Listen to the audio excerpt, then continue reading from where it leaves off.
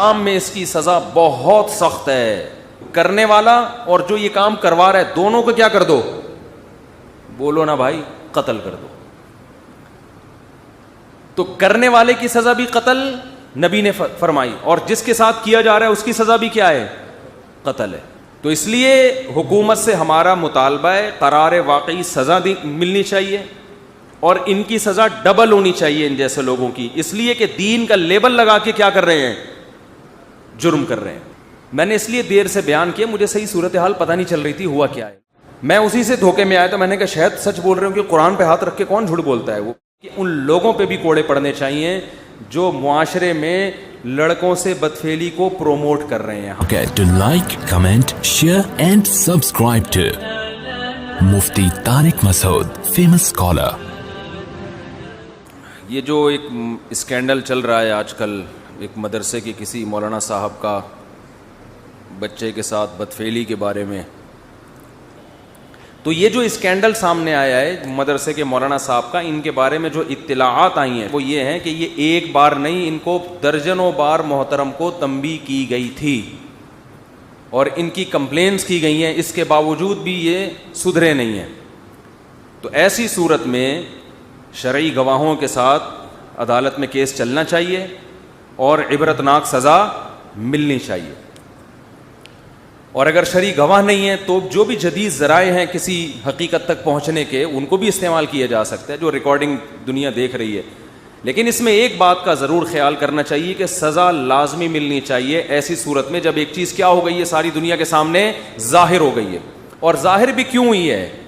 اس لیے ظاہر ہوئی ہے کہ اطلاعات یہ ہیں جو ہمارے جو بھی ذرائع تھے جہاں سے ہم نے معلومات حاصل کرنے کی کوشش کی کہ ایک بار نہیں, یہ بار بار بار بار تنبیہ کی گئی ہے, بار بار تنبیہ کی گئی ہے, بار بار بتایا گیا ہے. کمپلین تھانے تک میں لوگوں نے جا کے بتایا کہ بھئی یہ صاحب یہ حرکتیں کر رہے ہیں. تو ایسی صورت میں تو بہت پہلے کارروائی ہو جانی چاہیے تھی, کیونکہ یہ جرم آہستہ آہستہ کیا ہوتا ہے, پھیلتا ہے. یہ ایک آدمی کا پرسنل مسئلہ نہیں ہے, یہ جہاں اس طرح کے بندے ہوں گے 10 لوگوں کو اس بیماری کے اندر مبتلا کریں گے. لوط علیہ السلام کی قوم میں جو بیماری پھیلی ہے اچانک تھوڑی سب سارے اس طرح کے ہو گئے تھے. پہلے ایک آدمی نے دوسرے کو خراب کیا, دوسرے نے تیسرے کو, تیسرے نے چوتھے کو, ہوتے ہوتے پوری قوم اس جرم کے اندر مبتلا ہو گئی. تو اس لیے اسلام میں اس کی سزا بہت سخت ہے. رسول اللہ صلی اللہ علیہ وسلم نے فرمایا, عبداللہ بن عباس کی حدیث ہے ترمذی کی, نبی صلی اللہ علیہ وسلم نے فرمایا جب تم 2 مردوں کو یہ کام کرتے ہوئے دیکھو تو آپ نے فرمایا فَقْتُلُوا الْفَاعِلَ وَالْمَفْعُولَ, کرنے والا اور جو یہ کام کروا رہا ہے دونوں کو کیا کر دو؟ بولو نا بھائی, قتل کر دو. تو کرنے والے کی سزا بھی قتل نبی نے فرمائی, اور جس کے ساتھ کیا جا رہا ہے اس کی سزا بھی کیا ہے؟ قتل ہے. یہ نہیں کہ جو کرنے والا ہے وہ تو سزا ہوگی, جو کروانے والا ہے اس کو کوئی سزا نہیں ملے گی, ایسا نہیں ہے, اس کی سزا بھی قتل ہے. تو اور دوسری بات اس میں یہ کہ مدرسے کے مولانا ہے یا غیر مولانا ہے, نبی صلی اللہ علیہ وسلم نے ارشاد فرمایا لو ان فاطمہ بنت محمد سرقت لقطعتها, فرمایا اگر میری بیٹی فاطمہ بنت محمد صلی اللہ علیہ وسلم وہ بھی چوری کرتی تو میں اس کا بھی ہاتھ کاٹ ڈالتا. تو اس لیے حکومت سے ہمارا مطالبہ ہے قرار واقعی سزا ملنی چاہیے اور ان کی سزا ڈبل ہونی چاہیے ان جیسے لوگوں کی, اس لیے کہ دین کا لیبل لگا کے کیا کر رہے ہیں؟ جرم کر رہے ہیں. ایک عام آدمی جرم کرے ایک الگ چیز ہے, اور آپ دین, اور پھر چلو بند کمرے میں کبھی جرم کیا ہوتا, کمپلین ہوتی, شاید اللہ توبہ کی توفیق دے دیتا کہ یار غلط ہو گیا. اول تو یہ بھی بہت بڑا جرم ہے کہ آپ مدرسے میں بیٹھے ہوئے ہو, آپ سے تو ایک دفعہ بھی نہیں ہونا چاہیے. لیکن بار بار جو مجھے اطلاعات ملی ہیں, جو جہاں تک میں جانتا ہوں, بار بار تنبیہ کی جا رہی ہے, بار بار کمپلین ہو رہی ہے, مگر ایک آدمی سدھرنے کا نام نہیں لے رہا. تو پھر تو بھائی سزا بنتی ہے, اور ٹھیک ٹھاک سزا بنتی ہے, ڈبل سزا ہونی چاہیے, ایک جرم کی اور ایک آپ دین کا لبادہ اوڑھ کے بیٹھے ہوئے ہیں, آپ کی وجہ سے ہمارا ملک بدنام ہو رہا ہے, دینی مدارس بدنام ہو رہے ہیں, علماء بدنام ہو رہے ہیں. تو سزا بھی ہونی چاہیے, اور ہم یہ سمجھتے ہیں کہ عام لوگوں کی سزا کی نسبت سخت سزا ہونی چاہیے. دوسری بات یہ کہ ان کے ساتھ ساتھ ایک اور طبقے کو سزا ہونی چاہیے جو ان جیسے واقعات کی بیس پہ تمام مدارس کے پیچھے پڑ گئے ہیں. دیکھو میں آپ کو بات سمجھاتا ہوں. یہ واقعہ لاہور میں ہوا اور جنہوں نے کیا وہ لاہوری ہیں. اللہ نہ کرے, خدا نہ خواستہ, کسی کراچی والے کو لاہور سے کوئی ٹھڑک ہو اور وہ کہے کس لوگوں کو بدنام کرتا پھر لاہوری غلط ہوتے ہیں, لاہوری غلط ہوتے ہیں, اور یہ واقعہ سامنے آئے کہ دیکھو لاہوری نے کیا کیا, اس سے پتہ چلتا ہے لاہوری ایسے ہوتے ہیں. لاہور والوں کو غضب آئے گا کہ نہیں آئے گا کہ بھائی ہم نے کب ساری دنیا کے ہر آدمی کا ٹھیکہ لیا ہوا ہے کہ لاہور میں جو گندو ہمارے کھاتے میں ڈالا جائے. اگر یہ صاحب کراچی کے ہوتے یا پشاور کے ہوتے اور کسی کو پشاور والوں سے ویسے ہی ٹھڑک ہے, بغض ہے, وہ پشاور کو ویسے ہی بدنام کرتا پھرتا ہے کہ وہ یوں ہوتے ہیں, وہ یوں ہوتے ہیں, اور یہ واقعہ پشاور میں ہوتا اور وہ صاحب پشاور کے ہوتے, پشتو اسپیکنگ ہوتے, اور کوئی اس بیس پہ کہتا ہے کہ دیکھا ہم تو کہتے ہیں نا پشاور والے ایسے ہوتے ہیں, تو پشاور والے چھوڑتے اس کو؟ بولو بھائی. وہ کہتے ہیں کیا دنیا میں جو جرم پشاور میں ہو رہا ہے تو کیا پورا پشاور اس کا ذمہ دار ہوگا؟ اگر کسی کو کراچی سے ٹھڑک ہے یا اردو اسپیکنگ سے ٹھڑک ہے اور یہ مولانا صاحب کراچی میں ہوتے, اردو اسپیکنگ ہوتے, اور اس بیس پہ کوئی یہ کہتا کہ ہم تو پہلے ہی کہتے تھے یہ اردو اسپیکنگ ایسے ہوتے ہیں, تو یہ بات درست ہوتی؟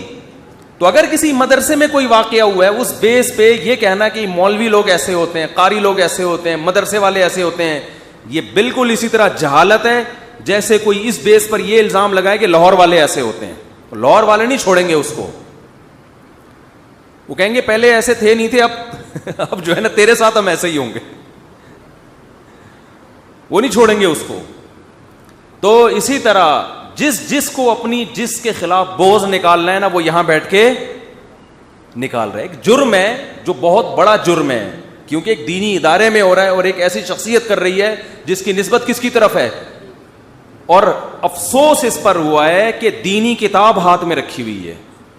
دینی کتاب ہاتھ میں, یہ تو کفر ہے نا ایک طرح کا. تو اس لیے نہ ہم اس جرم کو ہلکا سمجھتے ہیں, نہ ہم یہ سمجھتے ہیں کہ یہ جرم قابل معافی ہے, لیکن ہم لوگوں کو بھی ایک تنبیہ کر رہے ہیں کہ سزا یقیناً ملنی چاہیے, اس کے خلاف جتنا احتجاج کیا جائے کم ہے.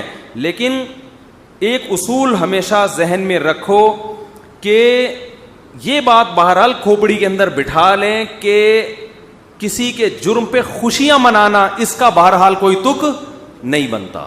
یہ غم کا ایک سبب ہے یہ کام جو ہوا ہے. لیکن بعض لوگوں کا ایٹیٹیوڈ سے اور ان کے انداز سے ایسا لگ رہا ہے کہ ان کے خوشی سے نا یہ پاگل ہو رہے ہیں کہ دیکھو ایک آدمی کا جرم اچھالنے کا ہمیں موقع مل گیا.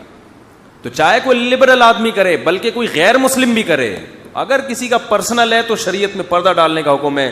لیکن اگر جرم پھیل رہا ہے متعدی, جیسے کہ یہاں تھا, یہ تو پھیل رہا تھا نا باقاعدہ, اور محترم کو تنبیہ بھی کی گئی ہے بار بار, اور پھر پہلا بیان قرآن پہ ہاتھ رکھ کے جھوٹ بول رہے ہیں کہ مجھے جناب وہ نشہ کرایا گیا تھا.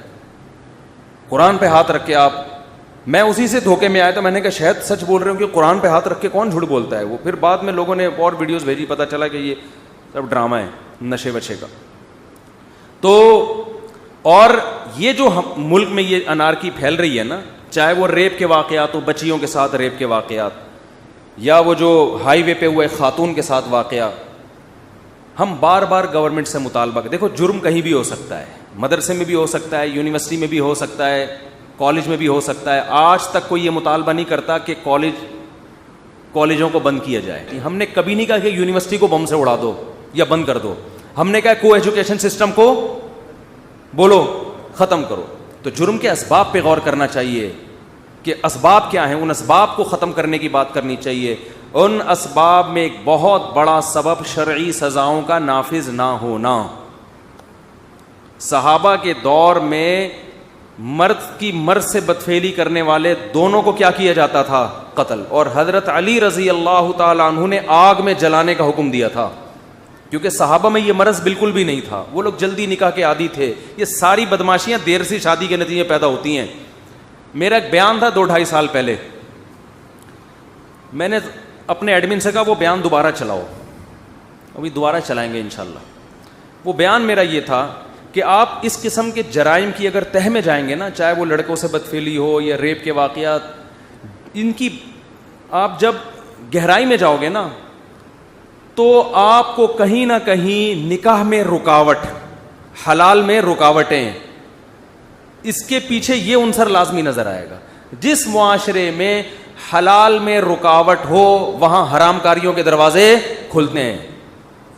اور نیچر سے بغاوت کی سزا بہت سخت ملتی ہے. نیچر نہ کسی کی داڑھی کو دیکھتی ہے نہ کسی کی پگڑی کو, یہ ذہن میں رکھو. ہماری سب سے بڑی بھول یہ ہے, ہم یہ سمجھتے ہیں کہ جس آدمی نے پگڑی پہن لی, داڑھی رکھ لی, اب اس میں شہوت ختم ہو گئی. یہ ناممکن ہے. یہ روٹی کی طرح ہے, بھوک لگے گی آپ روٹی کھاؤ گے, حلال کا انتظام نہیں ہوگا تو بہت پرہیزگار لوگ تو بچا لیں گے اپنے آپ کو.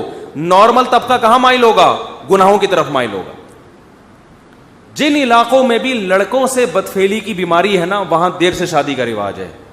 آپ سرچ کر لیں. اور دیر سے کیوں؟ وہاں نکاح کو مشکل بہت بنایا ہوا ہے. اور ایک شادی کا رواج یہ بھی اس کا ایک ذریعہ ہے. بہت سے لوگوں کی بیویاں ہو جاتی ہیں بوڑھی اور وہ خود ہوتے ہیں جوان.